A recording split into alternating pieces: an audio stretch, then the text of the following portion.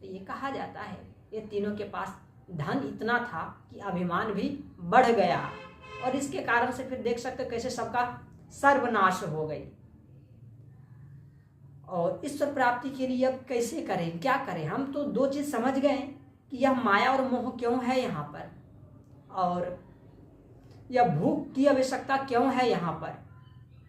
अब समझते हैं यह वासना जो आकर्षण होती है एक दूसरे के प्रति, लड़का लड़की या लड़की लड़कों को, ये क्या जरूरत है।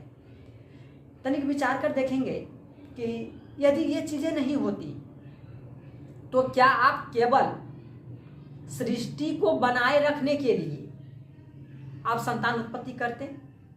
बिल्कुल करते, इसमें कोई दो बात नहीं। और पहले की स्थिति भी ऐसी ही थी जैसा अभी आप सोच रहे हो। लेकिन क्या हुआ ना कि वहां पे जरूरत के हिसाब से, ठीक है, उस समय आपकी इच्छा के अनुसार से आपके अंदर वासनाएं प्रकट होती थी, ऐसे नहीं आता था बहुत पहले। लेकिन धीरे धीरे क्या हुआ कि आप इसके गुलाम बनने लग गए, तो ये धीरे धीरे आपको अपने चंगुल में लेने लग गया। और यही कारण है कि अब हम सब इसके गुलाम हो गए, और यह बिना हमारी इच्छा के ही क्या होता है, हमें प्रताड़ित करने लगता है। अब आगे बढ़ते हैं कि ईश्वर प्राप्ति के लिए आखिर इन सबों को करते हुए हम क्या करें।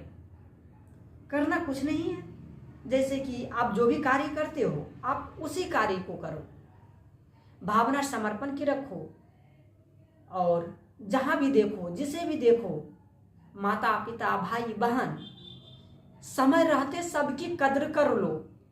और इतना ही नहीं, व्यवहार में सबके साथ माता पिता भाई बहन का सबका व्यवहार करो, लेकिन अंदर से भावना हमारे प्रभु हैं, क्योंकि प्रभु ही एक एक कण में है। तो क्या इतने बड़े शरीर में प्रभु नहीं है? तो भावना रखो, यहीं से धीरे धीरे उत्थान होगा, ये नहीं कि यहाँ से कल्याण होगा। और संसार में जितने भी दुख है आप देख पा रहेंगे कि किसी का जॉब छूट गई, किसी का परीक्षा में फेल हो जाना, अथवा किसी का घर में देहांत हो जाना, नाना प्रकार के दुख है संसार में। समस्त समस्याओं का जड़, समस्त दुखों का जड़ यह मन है। क्योंकि यदि आप विचार करके देखोगे तो क्या पाएंगे आप कि दुख होता है तो मन में, सुख होता है मन में, सम्मानित होता है तो मन में अच्छी भावना उत्पन्न होती है, कोई गाली दे दिया तो मन में दुखी होता है, सारा कुछ मन ही है। इसलिए इस मन रूपी जड़ को ही काट दो। समस्त समस्याओं का जड़ ही जब खत्म हो जाएगा तो आप स्वयं विचार कर देखें कि जिस भी वृक्ष का जड़ खत्म हो जाए, उसकी पत्तियां, उसकी तनाएं, शाखाएं कितने देर तक हरी रह पाएगी भला। और यहाँ काटने का अर्थ ये होता है कि मन कोई वस्तु या व्यक्ति नहीं जिसे आप काट दो। यह समस्याओं को काटने का एक विधान है कि सब कुछ मन में होता है तो मन को कंट्रोल कर लो, मन को अपने अनुसार से चलाओ। यदि आप मन के ऊपर देखेंगे, ध्यान करते करते करते करते तब समझ में आएगा एक चीज, मन की चाल अनंत है और यह अनंत तरह से आपको फंसाएगा। ये इसे समझ में नहीं आती है, जब इसके ऊपर काम करेंगे ना तो ये चीज समझ में आएगा। और अभी के समय में सच्चे सदगुरु की खोज अनिवार्य है, लेकिन जितना सच्चे सदगुरु की खोज अनिवार्य है मेरे बंधु, इतना ही कठिन हो गया है सच्चे सदगुरु को मिलना।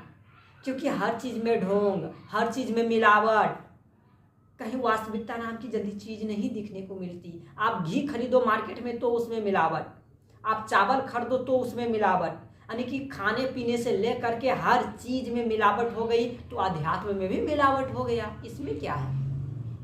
लेकिन ऐसी बात नहीं है कि सच्चाई नहीं है, सच्चाई है। अभी भी धर्म गुरु हैं जो वास्तविकता में ईश्वर प्राप्त कराने की सामर्थ्य रखते हैं। ऐसे गुरु को ढूंढना बहुत मुश्किल है अभी के समय में। कुछ गुरु की पहचान है। हम सच्चे सदगुरु की खोज अगर कर भी ले तो बाहरी रूप से कैसे पहचानेंगे? मैं बाहरी रूप से कुछ विशेष चीजें बतलाता हूं।